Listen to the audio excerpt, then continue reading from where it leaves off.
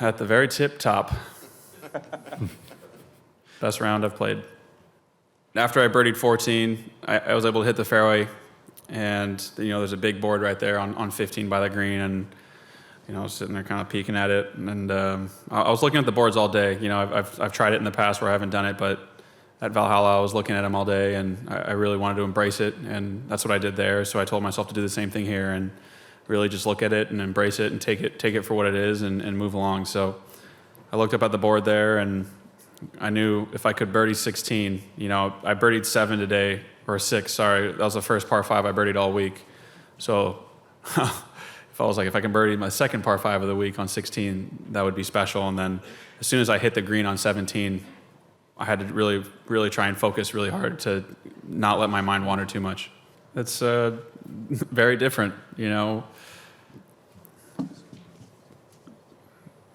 different times of stress. If there's a stress meter, I definitely peaked at different moments. On the 18th hole today, the fact that it was a little bit of help and I could hit a 3-iron, 8-iron in versus driver, 4-iron, lob wedge or sand wedge or whatever it was. So there's calmness and super stressful moments when you're trying to win a major championship. And I felt them in the past, the ones I didn't win, and I let them get to me. And today I felt like I did a pretty good job of weathering the storm when I needed to. I think so. I think it's essential.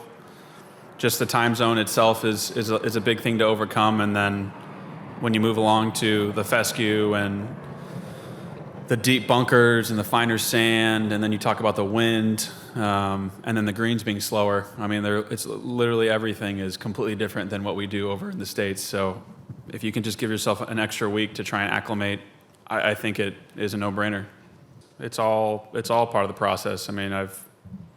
It is an incredible feeling to be up here with the claret jug. It is just a result at the end of the day, and I really do believe that. And sometimes things go your way, and sometimes they don't.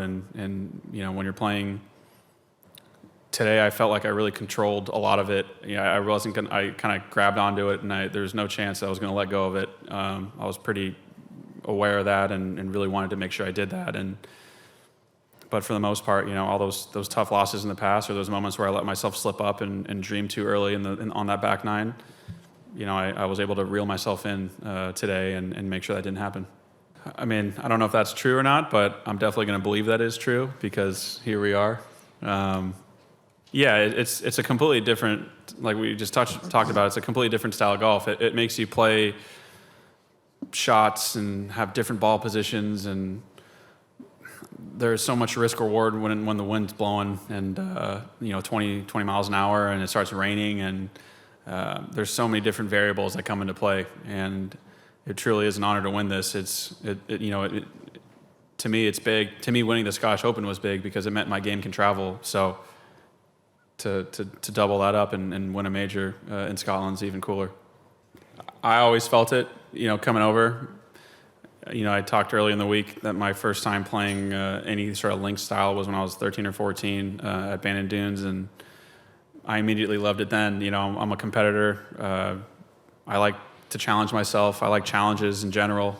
And if you tell me I can't do something, I'm going to try and do it. And for a kid growing up in San Diego, to tell him you can't play in the wind and rain, that would be sort of the peak there for a kid on the West Coast, and 75 and 5 miles an hour wind. So it's a really cool thing for me and my team.